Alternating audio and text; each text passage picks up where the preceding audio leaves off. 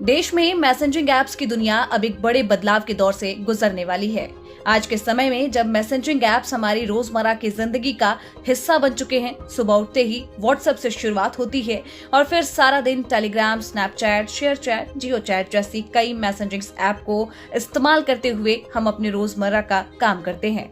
लेकिन अब ये ऐप पहले की तरह नहीं चल पाएंगे। जी हाँ, करोड़ों यूजर्स जो कि रोजाना व्हाट्सएप, टेलीग्राम, सिग्नल या स्नैपचैट पर घंटों बिताते हैं, उनके लिए आने वाले दिन अब पहले जैसे नहीं रहेंगे, क्योंकि एक ऐसा बदलाव किया जा रहा है जिसके बाद सिर्फ इंटरनेट होना काफी नहीं होगा। अब इन ऐप्स को इस्तेमाल करने से पहले एक ऐसी चीज की जरूरत पड़ेगी जिसके बिना ये ऐप्स बिल्कुल नहीं खुलेंगे, और वो है एक्टिव सिम कार्ड। जी, अब कोई भी व्यक्ति बिना एक्टिव सिम कार्ड के किसी भी मैसेजिंग ऐप्स का इस्तेमाल नहीं कर पाएगा। सरकार ने ये साफ कर दिया है कि WhatsApp, Telegram, Signal, Snapchat, ShareChat, Jio chat जैसी तमाम बड़े प्लेटफॉर्म्स तभी चलेंगे जब यूजर्स का सिम फोन में लगा हो और चालू हो, यानी इंटरनेट हो लेकिन सिम बंद हो तो ऐप भी बंद रहेगा। दूरसंचार विभाग ने व्हाट्सएप, टेलीग्राम और बाकी मैसेजिंग ऐप्स के लिए सिम बाइंडिंग लागू करने के आदेश दे दिए हैं। अब आप सोच रहे होंगे कि सिम बाइंडिंग क्या है। सिम बाइंडिंग का मतलब है कि आपका मैसेजिंग ऐप हमेशा आपके मोबाइल नंबर और डिवाइस से जुड़ा हो।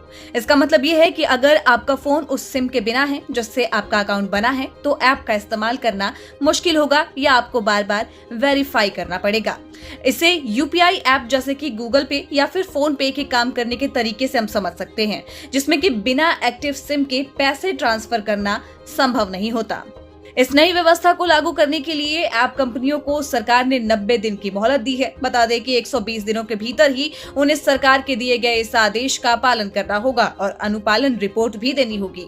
ये निर्देश telecommunication cyber security amendment rules 2025 के तहत लागू किए जा रहे हैं, और ऐसा पहली बार हो रहा है कि इंटरनेट बेस्ड चैट ऐप्स को टेलीकॉम नियमों जितनी सख्त निगरानी में लेकर आया गया है। सरकार ने इन ऐप्स को अब नई श्रेणी टेलीकम्युनिकेशन आइडेंटिफाइड यूजर एंटिटीज में रखा है। इसके बाद ऐप को सुनिश्चित करना होगा कि यूजर का सिम किसी भी समय ऐप से अलग ना हो सके। जैसे बैंकिंग या यूपीआई ऐप के बिना सिम नहीं खुलते, वैसे ही चैट ऐप्स को भी हर सेकेंड सिम से अब लिंक रहना होगा। सिर्फ इतना ही नहीं, बल्कि वेब यूजर्स के लिए भी कुछ बड़े बदलाव किए गए हैं।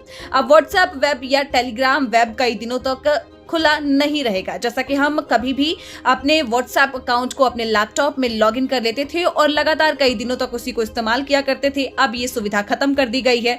बता दें कि इससे आपका अकाउंट अब हर 6 घंटे में ऑटो लॉग आउट होगा और दोबारा लॉगिन करने के लिए आपको क्यूआर कोड की जरूरत पड़ेगी। क्यूआर कोड स्कैन करना अब आपके लिए अनिवार्य हो जाएगा। इसका उद्देश्य है कि दूर दराज से चलाई जा रही फ्रॉड आईडीज को तुरंत रोका जा सके। वहीं ये भी बताया जा रहा है कि डीओटी एक मोबाइल नंबर वेरिफिकेशन सिस्टम भी बनाएगा, जिससे कि ये सुनिश्चित किया जा सके कि मोबाइल नंबर का इस्तेमाल सही तरीके से हो रहा है या नहीं हो रहा है।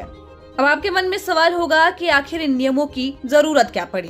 तो बता दें कि COAI यानी कि cellular operators association of India ने पहले ही संकेत दिया था कि मैसेजिंग ऐप्स का सिम से स्वतंत्र रूप से कार्य करना सुरक्षा जोखिम को पैदा करता है। साइबर अपराधी खास करके विदेशों से संचालित गिरोह सिम निष्क्रिय होने के बाद या बदलने के बाद भी इन्हीं ऐप्स के जरिए धोखाधड़ी जारी रख सकते हैं, क्योंकि ऐसे मामलों में कॉल रिकॉर्ड, लोकेशन, लॉगिन या फिर किसी भी टेलीकॉम डेटा से अपराधियों का पता लगाना मुश्किल हो जाता है। COAI के मुताबिक अनिवार्य सिम बाइंडिंग से उपयोगकर्ता जो है वो फोन नंबर और डिवाइस के बीच एक विश्वसनीय लिंक बनेगा, जिससे कि स्पैम, फ्रॉड कॉल और इसके साथ ही वित्तीय धोखाधड़ी पर भी रोक लगाने में मदद मिलेगी। अब इस पूरे बदलाव पर एक्सपर्ट्स क्या कहते हैं ये भी जान लेते हैं। बता दें कि विशेषज्ञों की राय जो है वो मिश्रित पाई गई है। कुछ साइबर विशेषज्ञ इसे सुरक्षा की दिशा में एक जरूरी कदम मानते हैं, वहीं अन्य का ये कहना है कि अपराधी अक्सर नकली दस्तावेजों पर आसानी से नए सिम हासिल कर लेते हैं, इसीलिए इसका असर सीमित हो सकता है। हालांकि टेलीकॉम सेक्टर के अनुसार भारत में मोबाइल नंबर ही सबसे मजबूत डिजिटल पहचान है और ये बदलाव सुरक्षा को और भी पुख्ता करेगा।